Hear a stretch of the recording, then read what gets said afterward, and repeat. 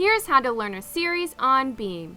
Disclaimer, you should have some pretty good acro skills before attempting a series. But real fast, what is a series? Well, there are different series, but we're going to talk about acro series, which are two acro skills connected. Let's go over the steps to get your series on beam.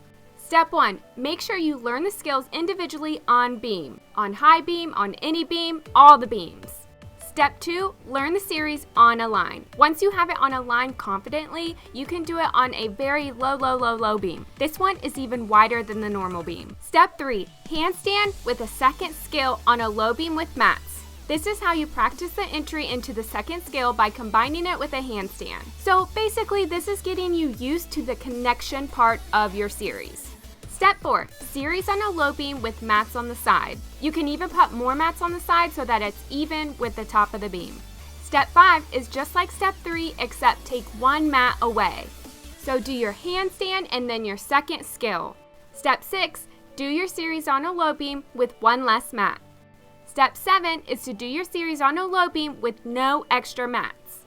Now it's time for the high beam. Step 8, stack up all the mats and put a pad on the beam. Step 9 is just the resi underneath the beam and a beam pad. Now for step 10, you're going to do your handstand with your second skill with just the resi under your beam. Now for step 11, it's time to do your series with just the resi mat. And here we are for the last step, do your series on the high beam. Of course, if you need to, you can stack 3 mats, then 2, then 1, then none. Just remember to do what is comfortable to you and communicate that with your coaches. And of course, if you need spot, please do get spot from your coach.